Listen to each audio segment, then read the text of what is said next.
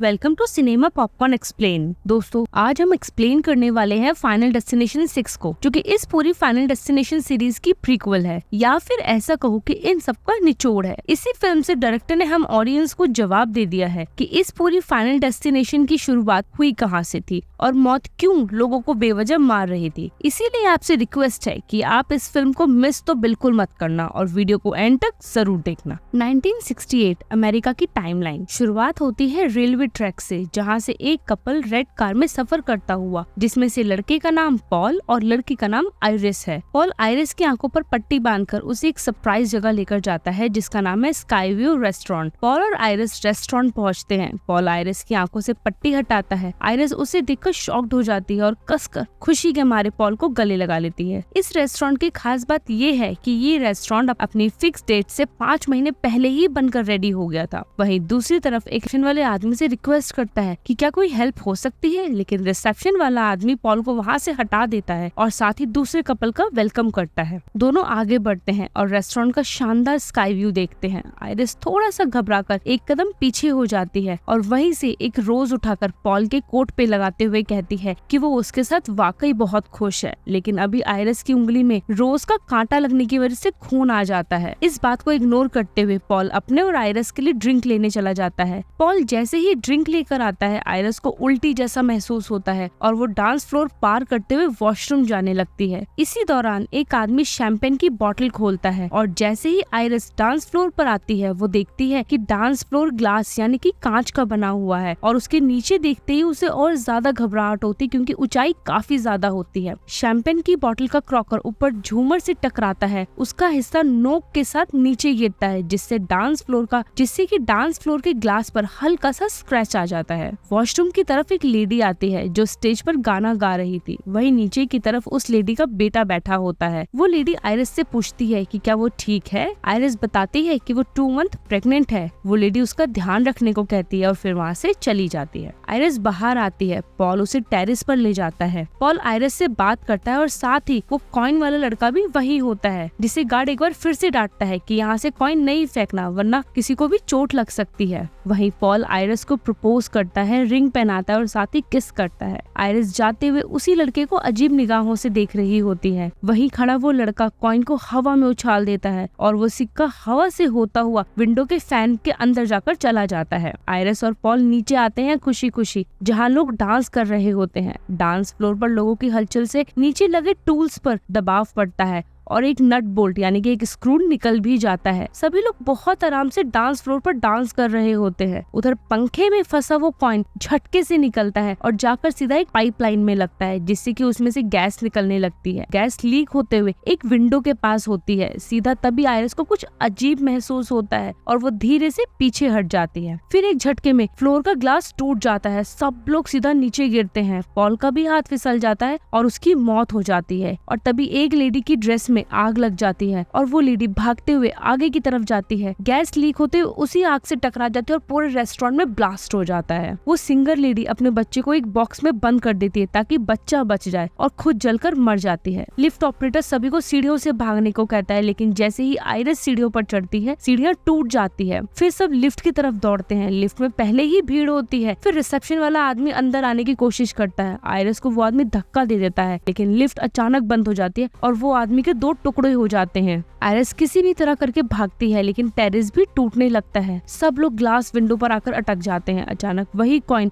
उड़ता हुआ पियानो पर आता है और वो पियानो सीधा नीचे जाकर उसी लड़के पे गिरता है जिसने की कॉइन उठाया था फाउंटेन से, और उसकी भी मौत हो जाती है। और वही कॉइन जाकर वापस से फाउंटेन में गिर जाता है और देखते ही देखते आधा टावर भी गिर जाता है। अब रेस्टोरेंट के अंदर बस आइरिस जिंदा बची है। वो अपनी उंगली की रिंग को देखती है और गहरी सांस लेती है। तभी बॉक्स में बंद वो आइरिस उसे बचाने भागती है। उसका हाथ पकड़ती है और नीचे छलांग लगाती है, लेकिन रिंग किसी चीज में अटक जाती है। पर रिंग की वजह से उसकी स्किन तक निकल जाती है और दोनों नीचे गिर जाते हैं। आइरिस और उस बच्चे की भी मौत हो जाती है। अगले ही पल एक क्लासरूम में बैठी लड़की जोर से चीख के पड़ती है। रात को फिर से स्टेफनी को वही सपना आता है। वो डर के मारे चीख कर उठती है और अपनी दोस्त को बताती है कि ये सपना उसे बार बार आता है, जागते हुए भी और सोते हुए भी। इस बार सपने में जो औरत है उसका नाम है आइरिस, आयरिस, जो कि उसकी नानी का नाम था। यानी मूवी की शुरुआत से ही साफ कर दिया गया है कि मौत तो कैसे। स्टेफनी अब अपनी नानी के बारे में जानने के लिए अपने घर लौटती है और जैसे ही घर आती है अपने पापा के गले लगती है। आते ही कुछ सामान ढूंढते हुए कहती है कि उसकी माँ से जुड़ी कुछ चीजें हैं, वो कहाँ रखी हैं। स्टेफनी के पापा पूछते हैं कि बेटा क्या बात है, जहाँ स्टेफनी बताती है कि उसे अपनी नानी को ढूंढना है। स्टेफनी के पापा बताते हैं कि उसकी माँ के चले जाने के बाद उन्होंने उसका सारा सामान फेंक दिया था और यहाँ पता चलता है कि स्टेफनी की माँ ने उन्हें तब छोड़ दिया था जब स्टेफनी सिर्फ और सिर्फ 10 साल की थी और उसका छोटा भाई चार्ली भी तब बहुत ज्यादा छोटा था। तभी चार्ली सीढ़ियों से नीचे आता है। स्टेफनी उससे बात करने की कोशिश करती है लेकिन चार्ली बिना जवाब दिए सिर्फ अपने पापा से कहता है कि वो अपने मामा के घर जा रहा है। स्टेफनी भी अपना बैग उठाती है और कहती है कि मैं भी चल रही हूँ। रास्ते में स्टेफनी अपने भाई चार्ली को बताती है कि इस बार सेमेस्टर में मेरे मार्क्स कम आए हैं, वजह है मेरी नानी, उनके सपने मुझे बार बार आते हैं, मैं बहुत डिस्टर्ब चल रही हूँ। दोनों अपने मामा हावर्ड के घर पहुँचते हैं। हावर्ड के 3 बच्चे हैं, एरिक, बॉबी और जूलिया। जूलिया सीढ़ियों से नीचे आती है और स्टेफनी को देखकर इग्नोर कर देती है और आकर सीधा चार्ली के पास बैठ जाती है बातें करने। स्टेफनी अपनी मामी के पास जाती है और पूछती है कि मामा कहाँ है। तभी हावर्ड आता है और स्टेफनी को गले लगाता है। स्टेफनी थोड़ी हेजिटेट होकर पूछती है अपनी नानी आयरिस के बारे में लेकिन हावर्ड कोई जवाब नहीं देता। वही मामी कहती है बेटा शायद तुम्हें कोई स्ट्रेस हो गया है। स्टेफनी अपनी बात समझाने की कोशिश करती है और बताती है कि उसे एक ही सपना रोज आता है जो किसी 50 साल पुराना स्काईव्यू रेस्टोरेंट को लेकर है। तभी हावर्ड और उसकी बीवी एक स्टेफनी कहती है कि अगर कुछ भी पता है तो प्लीज मेरी हेल्प करो। हावर्ड स्टेफनी को बताता है कि तुम्हारी माँ पागल हो गई थी और इसका जिम्मेदार और कोई नहीं तुम्हारी नानी आयरिस है। वो बताता है कि आयरिस उन्हें लगातार चिट्ठियां भेजती थी जिसमें कुछ मरे हुए लोगों की तस्वीरें भी होती थी। स्टेफनी मामा से पूछती है कि क्या अभी भी उनके पास वो लेटर है। हावर्ड सीधा सीधा कहता है आयरिस की परछाई से भी दूर रहो स्टेफनी, और इतना कहकर वो वहाँ से चला जाता है। स्टेफनी अब थक चुकी है। वो अपनी मामी से कहती है प्लीज मेरी मदद करो वरना मैं पागल हो जाऊंगी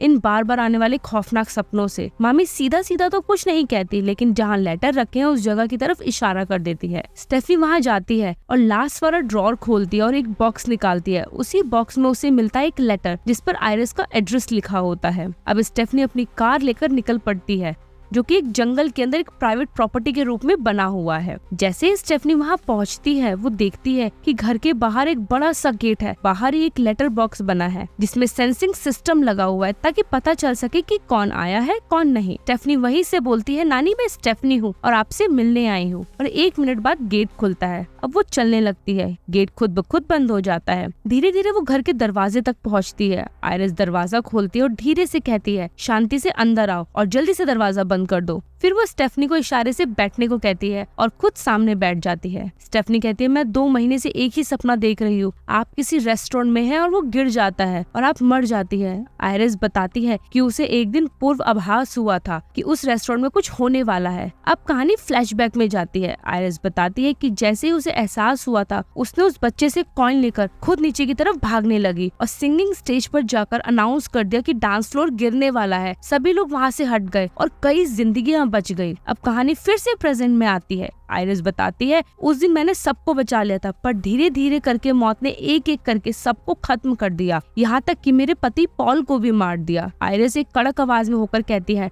मौत को हारना बिल्कुल पसंद नहीं है, इसलिए मैंने उसकी हर चाल समझने की कोशिश की। और साथ ही बताती है कि उसे 2 महीने से सपने आ रहे हैं, ऐसी जल रही है। आयरिस तुरंत लैम्प की तरफ कुछ फेंकती है और कहती है वो मुझे देख रही है। ये सब देखकर स्टेफनी चौंक जाती है। आयरिस उसे बुक थमाते हुए कहती है तुम्हें इसे समझना होगा और इसके लिए तुम्हें यहीं रुकना होगा। स्टेफनी बुक खोलती है लेकिन फिर झट से बंद कर देती है। वो कहती है मैं नहीं रुक सकती, मुझे जाना होगा। आयरिस उसे रोकती है और बाहर निकल जाती है। आयरिस उसे रोकने के लिए उठती है लेकिन दरवाजे तक पहुंचकर ठिठक जाती है यानी डर जाती है। आयरिस जैसे ही बाहर कदम रखती है हवा अचानक तेज हो जाती है। आयरिस उसके पास आकर कहती है ये बुक तुम्हारी मदद करेगी। स्टेफनी की आंखों में डर है। उसे अभी कुछ वक्त बाद आयरिस का फ्यूनरल चल रहा होता है लेकिन स्टेफनी सबसे ज्यादा बेचैन है। वो अपने मामा और पापा से कहती है नानी कह रही थी कि मौत की बुरी नजर है हमारी फैमिली पर। उसी वक्त सामने से एक वैन आती है। स्टेफनी के पापा चौंक कर कहते हैं ये अब कहाँ से आ गई। हावर्ड बताता है मैंने सिर्फ एक ईमेल किया था डार्ली को। हावर्ड और स्टेफनी के पापा आगे बढ़ते हैं। डार्ली उतरती है। हावर्ड अपनी बहन को गले से लगा लेता है लेकिन उसका पति दूर खड़ा रहता है। स्टेफनी अपनी माँ डार्ली को देखकर फौरन पीछे हटती है। कुछ घंटों बाद स्टेफनी अपने कमरे में लैपटॉप पर कुछ सर्च कर रही होती है। तभी विंडो पर लगी रिंग बेल बजने लगती है। स्टेफनी पीछे मुड़ते हुए देखती है। वो तुरंत बैग में से नानी की दी हुई वही बुक निकालती है। दूसरी तरफ देखते हैं हावर्ड की घर की तरफ। वहाँ एक पार्टी की तैयारी हो रही होती है। कोई किचन सेट कर रहा है, कोई बर्फ भर रहा है। बॉबी एक कांच का ग्लास ऊपर की तरफ रख रहा होता है कि अचानक उसका एक हिस्सा टूटकर सीधा बर्फ की टोकरी में गिर जाता है। एरिक एक कोने में शराब की बोतल से ड्रिंक कर रहा होता है। डार्ली आती है। एरिक बोतल वहीं रखकर सभी के पास आ जाता है। डार्ली के हाथ में कुकीज की प्लेट होती है। उसका बेटा चार्ली सबसे पहले खाता है और कहता है इसमें तो पीनट बटर है। एरिक चौंक कर कहता है बॉबी को तो पीनट से एलर्जी है। बॉबी जब ड्रिंक बना रहा होता है उनमें से एक गिलास में वही कांच का टुकड़ा चला जाता है।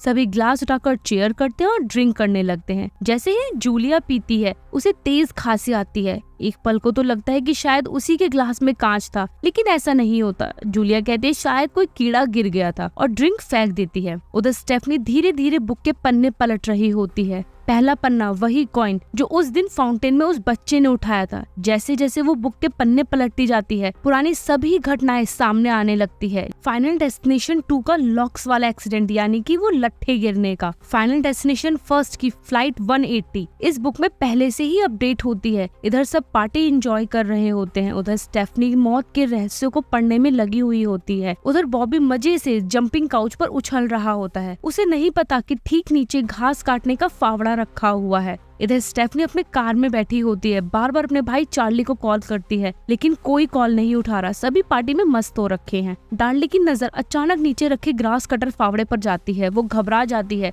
और कहती है रुको, कोई उधर मत जाओ, और दौड़कर फावड़े को निकालकर एक तरफ खींच के रख देती है। कुछ देर बाद सभी दोबारा मस्ती में लग जाते हैं। इधर हावर्ड की वाइफ मशीन के पाइप में अचानक वैक्यूम भरना शुरू हो जाता है और वाइब्रेशन से आसपास के रखे फावड़े भी हिलने लगते हैं। उसी वक्त स्टेफनी वहां आ जाती है। सब कुछ देखकर वो उलझन में पड़ जाती है क्योंकि ऊपर से तो सब कुछ नॉर्मल लग रहा होता है। हावर्ड उसके पास आता है और मुस्कुराकर कहता है अब तुम भी आ गई तो फैमिली पूरी हो गई यहाँ पर। तभी बॉबी का पैर जंपिंग काउच में नीचे फंस जाता है और उसी वक्त स्टेफनी के पापा ने जो ग्लास रखा था पीछे की तरफ वो गिर जाता है, जिसमें से कांच का टुकड़ा भी निकलकर बाहर घास पे गिर जाता है। हावर्ड जैसे ही आगे बढ़ता है वो कांच उसके पैरों में धंस जाता है। वो चिल्लाता है और पीछे की तरफ गिर जाता है और सीधा ग्रास कटर मशीन चालू होती है और पलक झपकते ही वो मशीन हावर्ड के चेहरे पर चल जाती है। सिर्फ कुछ सेकंड्स में हावर्ड की दर्दनाक मौत हो जाती है। रात का वक्त है। चार्ली घर लौटता है और आते ही स्टेफनी के गले लगकर रोने लगता है और दीवार देखकर पूछता है कि ये सब क्या है स्टेफ। अगली सुबह स्टेफनी के घर में उसके मामा के बच्चे और मामी आई हुई है जिन्हें स्टेफनी ने ही बुलाया था। स्टेफनी सबको बताती है कि उस दिन स्काईवे में जो लोग मरने वाले थे उन्हें आयरिस ने बचाया और उनके बच्चे हुए जिन्हें होना ही नहीं था, और चिल्लाकर सबसे कहती है कि मौत हमें ढूंढ रही है, एक एक करके वो सबको मार देगी। स्टेफनी सबके सामने वो नोटबुक खोलती है जिसमें उसने एक एक नाम लिखा होता है। डैड और मामी को कुछ नहीं होगा, स्टेफनी कहती है, क्योंकि उनका खून का रिश्ता नहीं है नानी से, मगर हावर्ड यानी मामा नानी के बाद घर के सबसे बड़े बेटे थे, इसलिए सबसे पहले मौत उनकी हुई। लेकिन तभी जूलिया गुस्से में आगे बढ़ती है, बस करो स्टेफनी, ये सब बकवास है, हमारे डैड की मौत का तमाशा बना रही हो। स्टेफनी के डैड स्टेफनी पर चिल्लाते हैं कि बस करो अब। एरिक, उसकी माँ और बाकी लोग वहाँ से उठकर चले जाते हैं। स्टेफनी बिल्कुल अकेली रह जाती है, लेकिन तभी उसकी माँ डार्ली उसके पास आती है और कहती है कि मैं जानती हूँ ये सब सच लगता है मगर सच नहीं है। डार्ली कहती है कि आयरिस की बातों में मत आओ। स्टेफनी बस थैंक यू कहती है और उसके साथ ही कहती है कि मुझे अब माँ की जरूरत नहीं है, और वहाँ से चली जाती है। रात के वक्त एरिक अपने टैटू स्टूडियो में होता है और एक लेडी की जीभ में रिंग डाल रहा है और कुछ देर बाद वो लेडी भी वहाँ से चली जाती है। उसके जाते ही एरिक फोन में चल रहे सॉन्ग की वॉल्यूम बढ़ाता है जिससे बेस काफी ज्यादा, और उसके बाद एरिक अपने काम में लग जाता है। तभी स्टेफनी का मैसेज आता है और वो पूछती है कि क्या एरिक तुम ठीक हो। एरिक रिप्लाई में उसे क्यों लिखता है। एरिक अपने डैड की मौत के गम में अपने फोन में सैड सॉन्ग स्टार्ट करता है और अपने हाथ पर खुद डैड नाम का टैटू बनाता है। बैकग्राउंड में तेज वॉल्यूम में म्यूजिक बज रहा होता है। साउंड इतना तेज होता है कि एक ग्लास वाला पेन कप भी गिर जाता है। एरिक उसे उठाने नीचे झुकता है और तभी फैन के ऊपर लटक रही चेन उसकी नोज रिंग में फंस जाती है। धीरे धीरे चैन फैन की पंखुड़ियों में लेता है, चैन छुड़ाने की कोशिश करता है। नीचे केरोसिन गिरा हुआ होता है जिसकी वजह से स्टूडियो में आग लग जाती है और नीचे आग लग जाती है। जैसे ही फैन गिरता है एरिक भी नीचे गिर जाता है, उसका हाथ उसी टूटे ग्लास पर लग जाता है। फिर एक ब्लास्ट हो जाता है स्टूडियो के अंदर। सुबह होते ही स्टेफनी घबराकर चार्ली को उठाती है और कहती है मैं रात भर से एरिक को कॉल कर रही हूँ मगर वो कोई जवाब नहीं दे रहा। दोनों कार लेकर एरिक को ढूंढने निकलते हैं। चार्ली बताता है उसका फोन वॉइस मेल पर जा रहा है। तभी रास्ते में स्टेफनी दौड़कर उसके पास आती है और कहती है क्या तुम ठीक हो? तुम मरे क्यों नहीं? अगला नंबर तो तुम्हारा था। ये फुटबॉल खेल रहे होते हैं। स्टेफनी हर तरफ से एरिक को बचा रही होती है। तभी वहाँ जूलिया आती है और जूलिया पूछती है एरिक से ये चोट कैसे लगी। तभी वहाँ गार्बेज ट्रक आता है। स्टेफनी उससे दूर रहने के लिए कहती है। एरिक यहाँ ट्रक के सामने अजीब हरकतें करता है या फिर कहो कि मौत को ललकारता है और ट्रक आगे निकल जाता है और जूलिया भी वहाँ से अपनी वॉक पर निकल जाती है। एक ग्रास कटर की वजह से बच्चों की आंखों में धूल उड़ती है। एक बॉल उड़कर सीधा जूलिया के साथ है। यहाँ जो चीज स्टेफनी ने बताई थी एरिक के लिए वो जूलिया के साथ होती है। स्टेफनी, एरिक और चार्ली तीनों भागते हैं उसे बचाने। जूलिया अंदर से बाहर की तरफ आने की कोशिश करती है और ट्रक ड्राइवर हेडफोन लगाकर म्यूजिक सुन रहा होता है जिसकी वजह से उसे पीछे किसी की आवाज सुनाई तक नहीं देती। स्टेफनी ऊपर चढ़ने की कोशिश करती है। एरिक ट्रक ड्राइवर को रोकने की कोशिश करता है। स्टेफनी जूलिया का हाथ पकड़ती है और खींचती है, लेकिन खींचते खींचते जूलिया का चेहरा ट्रक के अंदर फंस जाता है और वो कचरे के साथ पिस जाती है। स्टेफनी के हाथ में बस उसका हाथ आता है। थोड़ी देर बाद हर कोई सदमे में है। स्टेफनी रो रही है, बाकी सब भी उदास बैठे हुए हैं। वो अपनी मामी से कहती है शायद मैंने ही ऑर्डर में गलती कर दी। मामी बताती है नहीं बेटा, गलती तुम्हारी नहीं, एरिक हावर्ड का सगा बेटा है ही नहीं। एरिक और उसकी माँ में तेज बहस हो जाती है। दोनों वहाँ से चले जाते हैं। ये है तो अगला नंबर मेरा है। वो स्टेफनी से कहता है प्लीज मेरी मदद करो। डार्ली कहती है अगर तुम्हें पूर्वाभास आता है तो तुम शायद मौत को रोक भी सकती हो। लेकिन ये सब सुनकर स्टेफनी के पापा वहाँ से चले जाते हैं। बॉबी स्टेफनी से कहता है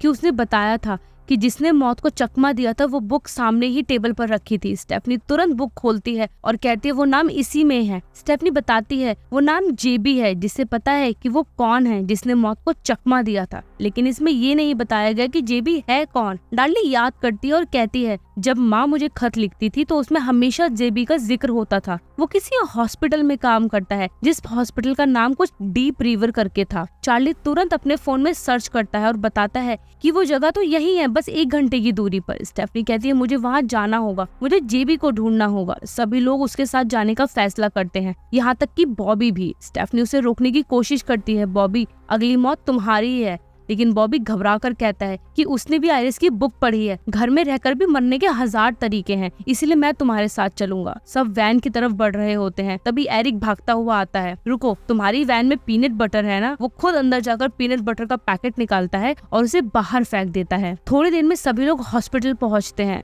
हॉस्पिटल के स्टार्टिंग में ही राउंडिंग डोर है जिसके अंदर से होकर जाना होगा सबको। सब तो बड़े आराम से निकल जाते हैं, लेकिन बॉबी जो कि अभी डरा हुआ है, लेकिन स्टेफनी उसे हिम्मत देती है कि वो उसके साथ है और बॉबी हिम्मत करके कदम आगे बढ़ाता है और फाइनली धीरे धीरे सब अंदर पहुंच जाते हैं। वहाँ एक आदमी का ऑपरेशन चल रहा होता है। स्टेफनी थोड़ा आगे बढ़ती है। क्या आप जेबी हैं? पीछे से आवाज आती है, हाँ मैं जेबी हूँ। यहाँ पर जेबी सबके नाम जानता है, स्टेफनी, चार्ली, डार्ली, लेकिन फिर कहता है जूलिया और हावर्ड नहीं है तो अगला नंबर किसका है? सबकी नजरें बॉबी की तरफ मुड़ती है। स्टेफनी घबरा कर पूछती है आप आयरिस को कैसे जानते हैं? जेबी कहता है आयरिस ने मेरी जान बचाई थी उस रात स्काई व्यू रेस्टोरेंट में। स्टेफनी पूछती है आयरिस की किताब में लिखा है कि आपको पता है कि वो कौन था जिसने मौत को हराया था। जेबी सभी को समझाता है कि मौत को चकमा देना आसान नहीं है, या तो मर जाओ या फिर मार दो। जेबी कहता है कि एक लड़की थी किम्बर्ली कॉनवे, उसकी मौत फेफड़ों में पानी भरने से हुई थी, सांसें रुक गई थी, मशीन पर फ्लैट लाइन भी आ चुकी थी, लेकिन उसके डॉक्टर ने हार नहीं मानी, उसे जिंदा कर दिया। बस उसी पल उसने मौत को हरा दिया था। स्टेफनी एक आखिरी उम्मीद के साथ पूछती है कोई तो रास्ता होगा जिससे हम भी बच सकते हैं, लेकिन जेबी बस हल्की सी गर्दन घुमाकर कहता है नहीं, मैं तुम्हारी कोई मदद नहीं कर सकता। तुम सब एक दिन मरोगे और मैं भी। जब मेरी दोस्त ही नहीं रही तो मैं जीकर क्या करूंगा? और साथ ही बताता है कि उसे भी कैंसर है। जेबी के जाते ही स्टेफनी पागलों की तरह उसकी फाइल्स, डॉक्यूमेंट्स ढूंढने लगती है कि शायद उसे कुछ मिल जाए। उधर एरिक बॉबी को चुपचाप पीछे की तरफ ले जाता है। उसकी आंखों में अजीब सी सनक होती है और कहता है कि उसने तो तुझे तेरे हाल पे छोड़ दिया, लेकिन मैं नहीं छोड़ूंगा। अगर तुझे मारकर फिर जिंदा किया जाए तो हम भी मौत को हरा सकते हैं। उधर चार्ली डार्ली और स्टेफनी को आकर बताता है एरिक और बॉबी यहाँ से चले गए हैं। हॉस्पिटल के एक कोने में एरिक और बॉबी की बहस चल रही होती है। तभी दोनों की नजर एक न्यू बॉर्न बेबी पर जाती है जो कि रो रहा होता है। एक पल के लिए एरिक की आंखों में ख्याल आता है,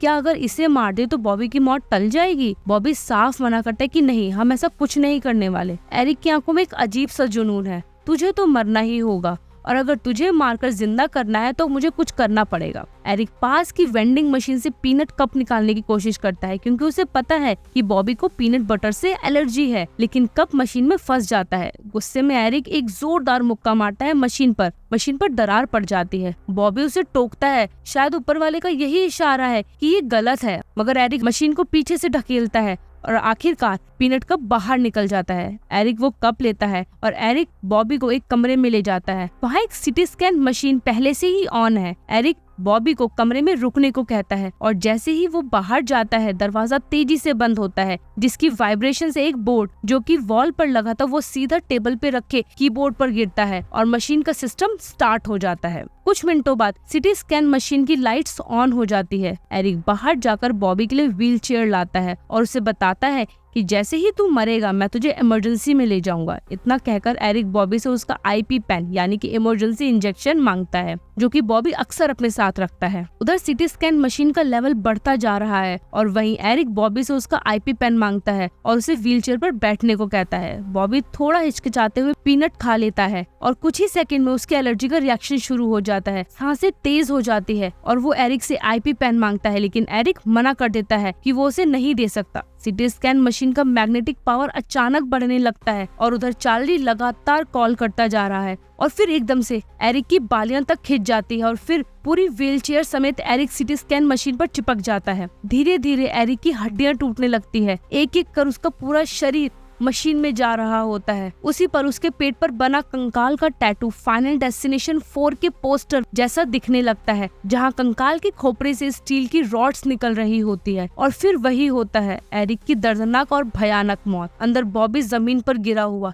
किसी तरह अपनी आईपी पेन की तरफ बढ़ता है, लेकिन बाहर की तरफ रखी हर चीज मैग्नेटिक पावर से वाइब्रेट होने लगती है, जिसे देखकर नर्स वहां से देखने निकलती है कि ये हो क्या रहा है और सारी चीजें सिटी स्कैन वाले रूम की डोर पर जाकर चिपक जाती है। उधर बॉबी की हालत भी अब काफी खराब हो चुकी है, चेहरा लाल और सूजा हुआ है, लेकिन फिर भी बॉबी हिम्मत करता और एरिक के हाथों से आईपी पेन लेकर अपनी जांग में इंजेक्ट करता है। उधर एक नर्स देखती हुई आती है क्योंकि हॉस्पिटल की हर चीज उस कमरे की तरफ खींची जा रही है। वो दरवाजा खोलती है और बाहर की सारी चीजें जोर से मशीन पर आकर चिपक जाती है। बॉबी संभल कर खड़ा होता है, लेकिन अचानक से वेंडिंग मशीन से एक स्टील स्प्रिंग वायर उड़ती है और सीधा बॉबी के सर में धंस जाती है और बॉबी की भी मौत हो जाती है। नर्स की चीख निकल जाती है, जिसे सुनकर डार्ली, स्टेफनी और चार्ली वहां आते हैं। अब सिर्फ चार्ली, स्टेफनी और डार्ली बचे हैं, बाकी सब मौत के शिकार हो चुके हैं। चार्ली रोते हुए पूछता है, एरिक तो फैमिली का हिस्सा भी नहीं था, फिर क्यों मरा? स्टेफनी भी रोते हुए जवाब देती है, मौत से उलझने की सजा मिली है उसे, ये एक चेतावनी है, जो भी इसके रास्ते में आएगा बचेगा नहीं।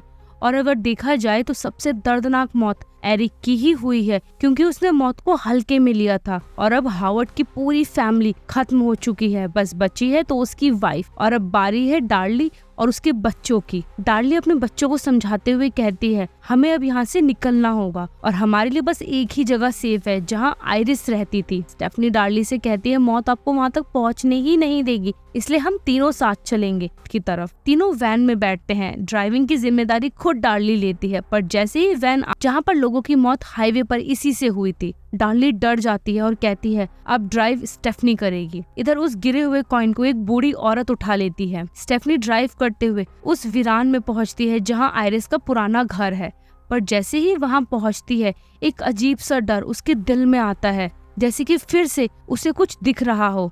वो गाड़ी रिवर्स में लेती है, फिर पूरे जोर से गेट को तोड़ते हुए अंदर घुसती है, सीधा पलटकर पानी में गिर जाती है। चार्ली के ऊपर एक भारी चीज गिरती है, वो उसी चीज से नीचे दब जाता है। उधर स्ट्रीट लैंप ब्लास्ट की वजह से आधा नीचे झुक जाता है। डार्ली खुद को खींचते हुए उठती है, चार्ली के ऊपर से वो भारी चीज हटाती है और चार्ली से कहती है कि जाओ अपनी बहन को बचाओ। इतना बोलते ही उसके ऊपर स्ट्रीट लाइट गिर जाती है और अब डार्ली की भी मौत हो जाती है। चार्ली दौड़ता है वैन के अंदर, स्टेफनी की सीट बेल्ट खोलने की कोशिश करता है पर बेल्ट अटक चुकी होती है। वो बाहर जाकर मिनी चाकू लाता है लेकिन जल्दबाजी में हाथ से गिर जाता है, लेकिन तभी उठाते वक्त उसकी उंगली में धंस जाता है। दर्द से कांपते हाथों से वो सीट बेल्ट को काटता है। स्टेफनी वैन से बाहर आती है। चार्ली उसे CPR देता है की आंखें खुलती है। चार्ली की आंखों में आंसू होते हैं और अपनी बहन को बताता है कि तू तो मर गई थी लेकिन मैंने तुझे वापस जिंदा किया। स्टेफनी रोते हुए अपनी माँ के बारे में पूछती है। चार्ली रोते हुए ना में सर हिलाता है और बताता है उन्होंने हमें बचाया है। स्टेफनी और चार्ली बच गए हैं, लेकिन आगे क्या होने वाला है किसी को नहीं। पल के साथ होता है। बिल्कुल उसी पल दूसरी तरफ से वही लेडी जिसने उस दिन वो कॉइन उठाया था एक छोटी बच्ची के पास खड़ी है, कुकीज ले रही है और उसके क्लच से वही कॉइन नीचे गिर जाता है। लुढ़कते उधर से एक रेड कलर की कार तेजी से गुजरती है, एकदम उसी रंग जैसी जैसे पहले भी दिखाया था लगभग 50 साल पहले। इधर स्टेफनी के पापा जेनी के पापा से स्टेफनी को मिलवाते हैं, जो कि खुद एक डॉक्टर हैं। वो मुस्कुराते हुए कहते हैं स्टेफनी उस दिन मरी नहीं थी, बस कुछ वक्त के लिए बेहोश हो गई थी। उसकी सांसें रुकी नहीं थी, बस धीमी हो गई थी और चार्ली ने उसे फिर से जिंदा किया। ये सुनकर स्टेफनी की आंखों में सवाल आने लगते हैं, तो क्या मैं मरी नहीं थी? उसी वक्त स्टेफनी के सामने से रेड कलर की कार उसके सामने आती है और दूसरी तरफ से जेनी सामने आती है, वही ड्रेस पहने हुए जो 50 साल पहले आयरिस ने स्काईव्यू टॉवर पर पहनी थी। स्टेफनी की नजरें चारों तरफ घूमती है। हर कोने से लगता है जैसे मौत फिर से छुपकर देख रही हो। और तभी रिंग बेल खुद बजने लगती है, बिना किसी के छुए। हवा भी नहीं है, फिर भी चार्ली और स्टेफनी दोनों एक दूसरे की तरफ देखते हैं। उधर ट्रेन धड़धड़ाते हुए करीब आती जा रही है। स्टेफनी को कुछ महसूस होता है, फिर से वही डर और एक वही पैटर्न। वो चार्ली का हाथ खींचती है और कहती है भागो चार्ली। दोनों दौड़ते हैं और जैसे ही दोनों ट्रेन से कुछ कदम दूर हटते हैं, ऊपर से अचानक एक लकड़ी का लट्ठा सीधा स्टेफनी के सर पर आकर गिरता है और उसी लट्ठे से एक सिरा चार्ली के सर को भी फाड़ देता है। दोनों की वही मौत हो जाती है। मरना इन्हें उसी लकड़ी के लट्ठे से था जो उस वक्त उनकी वैन के सामने आया था। फिर चाहे रास्ता कुछ भी हो, मौत अपने हिसाब से घूमकर वही लाई जहाँ से सब कुछ शुरू हुआ था। और ये कहानी जो शुरू हुई थी एक कॉइन से, खत्म भी होती है उसी कॉइन पर। और यहाँ फाइनल डेस्टिनेशन ब्लड लाइन 6 का एंड होता है। सो दोस्तों, आपको ये मूवी कैसी लगी प्लीज मुझे कमेंट बॉक्स में जरूर बताना। और ऐसी वीडियोस बनाने के लिए हमारी काफी मेहनत लगती है, तो लाइक, सब्सक्राइब और शेयर करना तो बिल्कुल मत भूलना। मिलती हूँ एक नेक्स्ट एक्सप्लेनेशन वीडियो के साथ, तब तक के लिए टिल देन बाय।